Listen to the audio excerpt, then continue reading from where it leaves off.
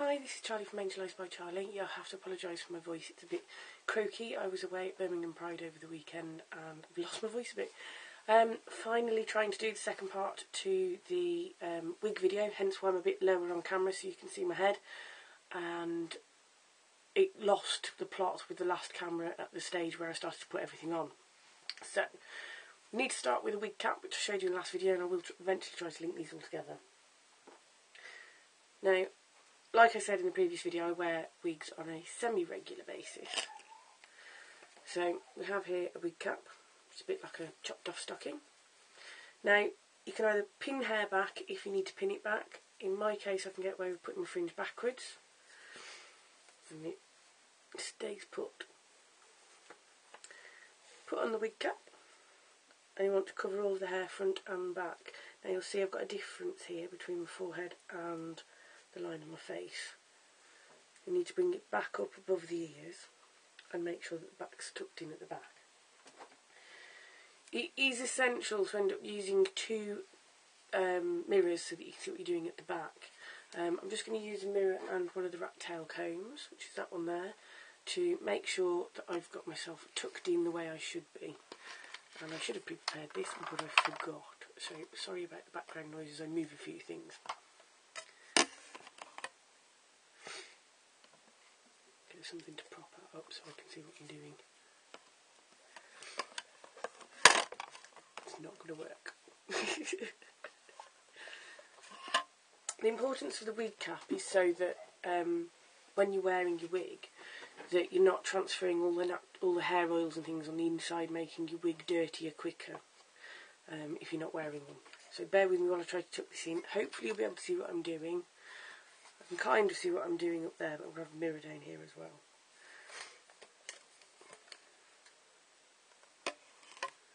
Right, using the point of a rat tail comb, lift the edge of the wig cap by your hairline. Now it's handy that I've got purple hair because you can see the difference. And you're basically pushing up the excess hair that you can see.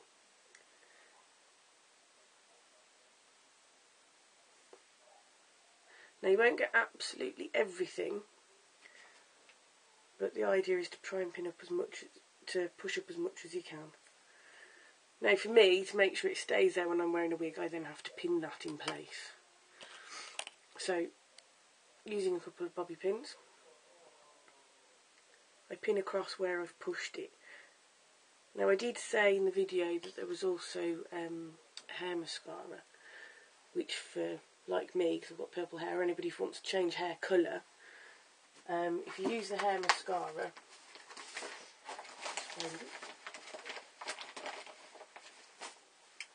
the idea is that you apply it as you would normal mascara, because it looks like a mascara wand out of it, and you put it over the hair that sticks out. I'm going to put the wig on first just so that you can see the differences. Also at the back, you might have noticed, I'll turn around, I still have bits of purple sticking out. Same as I've done at the sides. Pull the cap out and push the hair under.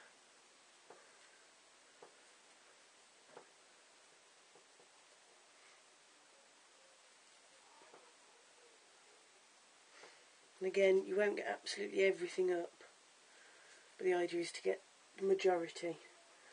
Like so, I think there's possibly a few trailer bits there, but they're too far down my neck. Right, I'm going to go for the sleek wig that I showed you in the first video, which was that one.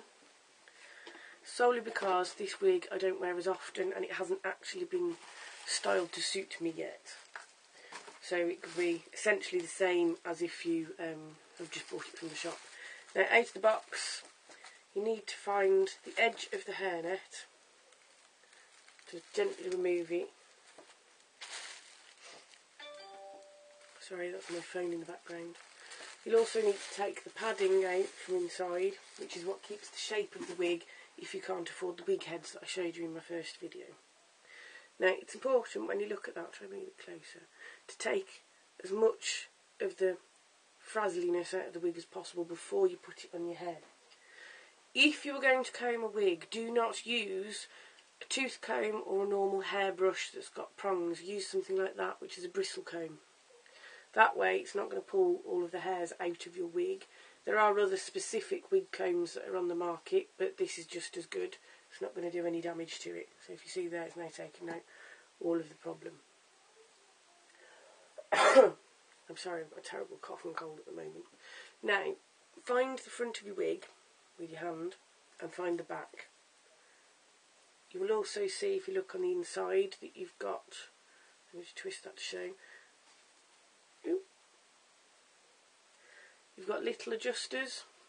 I don't know if you can see those. They've got little hooks on the end. You need to make sure that those are hooked on to at least the first hook.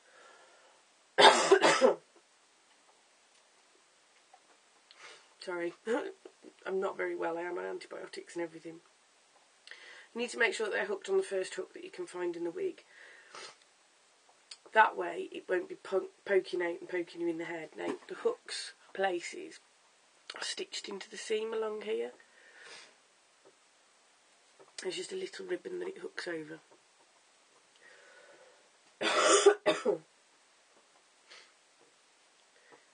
Until I've not worn this one properly because it's all unattached.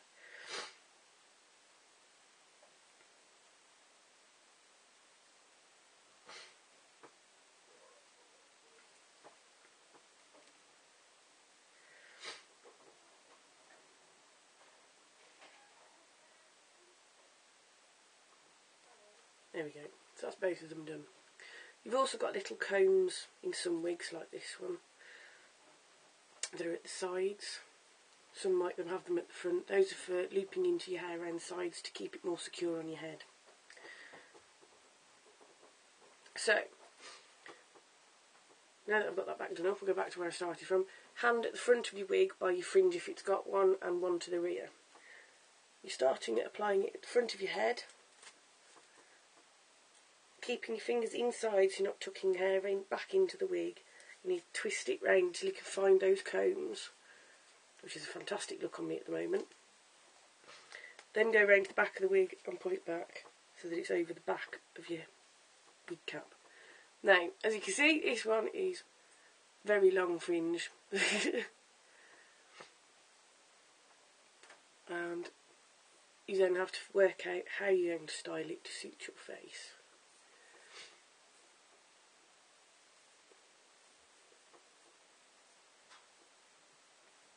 It can take a while, but you will eventually get used to styling one if you're going to be wearing it on a regular basis. That can go a little bit further back of my head.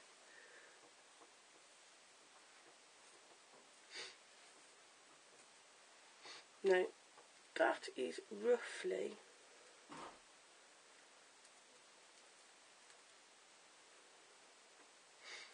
just make sure that's all untucked there.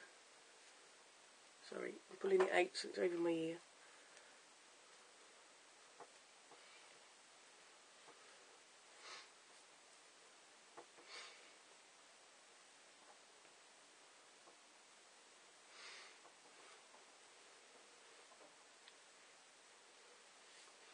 Now, this wig is one that sits quite long on me compared to my actual hair, and it is a synthetic wig, it's not a human hair one.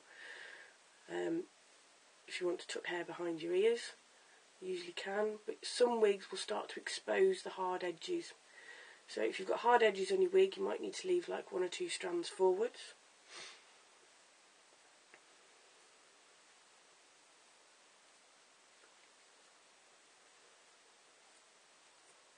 So you could do it so it's more like that, which looks a little bit more boyish, I think. Or you could leave it all out. Depends upon your preferences for styling. It's best to always initially style with your fingers and then go over it with a comb afterwards. Now I quite like this style as it is worn like that, forward of my ears. So that's wig 1. When you're taking your wigs off, same thing again, start at the front, thumbs underneath, lift up and take back, and it leaves your wig cap intact. Now you'll see it's pushed my wig cap back slightly. When storing your wigs back again, which is why I said it's important to keep your original packings, you want to put your packing and things back inside the wig because it'll keep the shape of it. And the hairnet is what keeps it from going all tangled and horrible like this wig has. You see that? I've not kept that in anything. I only put it on the wig stand just to show how manky and messy it can end up going. So, holding your wig in its packing, pull the wig hairnet over it, which keeps it all nice and smooth. No bits sticking up and looking all manky. Now, I'll go for one that I wear on a more regular basis, which is a shorter style. Now for me, I bought this one because it's very similar to my natural hair style.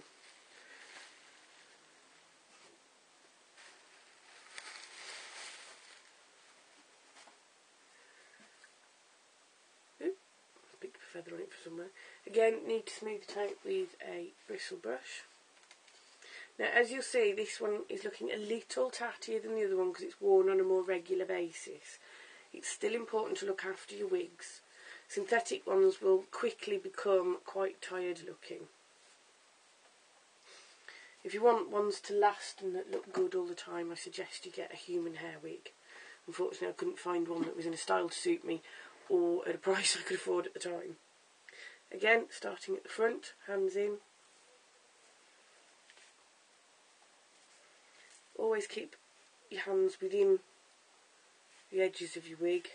This one's a lot easier to find because the bits fit me perfectly. I spent an entire afternoon in a wig shop to find a wig style that was very close to my own and covered all of my hair.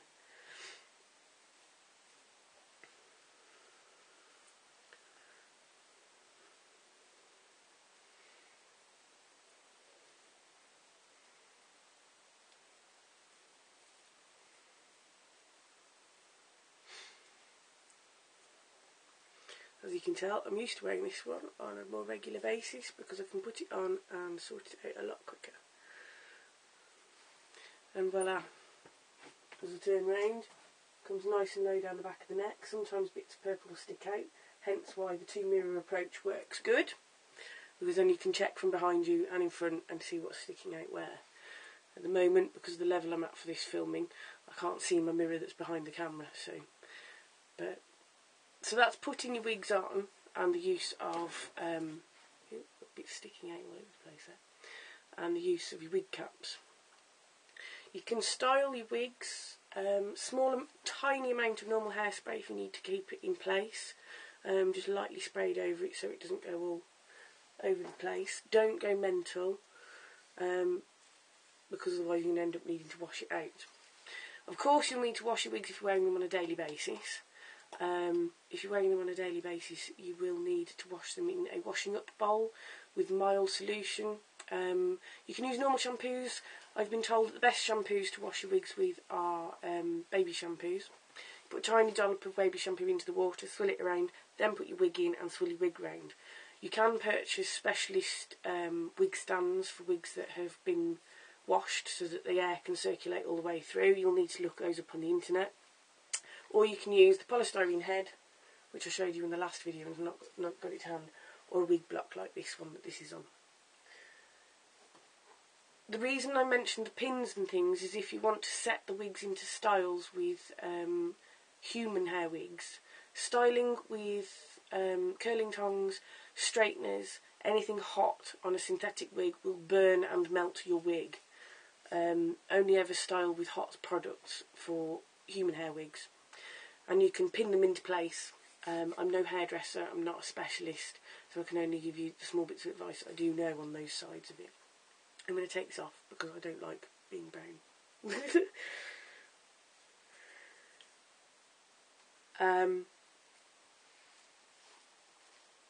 Now, there's all sorts of other things that you can do when it comes to wigs. Like I say, I only know it on a minimum side of things and I'm not a hairdresser. It's important that you use your wig caps to look after the insides of your wigs. If you are using any form of face tapes or anything, once you put your wig cap on, then put your face tapes on if you need to pull up here, forehead wrinkles, around the back of the neck or anything, because the tapes and the elastics will be hidden behind the wig and not mess up your hair in between. You can get partial wigs. for those of you that only need hair at the front. If you're unfortunately going bald, you can get the more cheapo wigs, which is, it sits on top, but you can have the length and things styled into them so that it will blend with your own hair if you've grown that. Or if you want to have, if you've got a nice healthy head of hair at the front and you want longer hair at the back, you can get half wigs where they're going from about here, and you brush over your wig, your natural hair over the top of it, and it blends it all in together. There is a lot out there, and when they start to go tatty, like this one has, now this is mildly tatty in comparison to some I've seen, but you'll see hopefully, if I can try and get that the tattiness of the headline here, the front line here, it can happen and get quite matted towards the bottom of the hair with over time of wearing a wig. I'm going to take the clip out of this, if I can get it out. It's been in it for a while. This one is a synthetic one that's been styled to be curly, but you see how it's starting to already look matted there, and it's been neatly tied up and things. If this starts to happen to your wig, you can take it to a hairdresser and they will, a good one, will tidy up your wig. Now you'll see that this is a curly wig. Important point to note when you're brushing the curly wig, finger comb it only, because if you're pulling brushes through it, you will lose the curls on a synthetic wig. With a human hair one, you can put them back in, but on one of these you can't. So this one's supposed to be hair curls just at the bottom, but just to demonstrate a point with my comb, sorry, my brush, you see how wired and messy that's looking there. If you're one of these, if you've got curls towards the bottom, you're only brushing the top half of the wig. You don't need to pull the brush through the bottom, because that will start to make it look untidy. I really have got the sniffs, I'm sorry.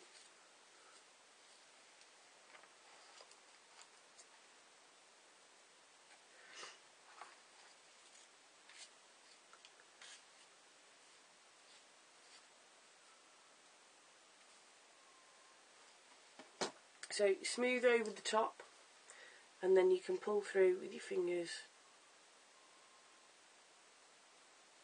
to redistribute the curls, so it doesn't look like they've all been pulled out separately. Now, curlier wigs are higher maintenance than straight ones. It's all down to preference.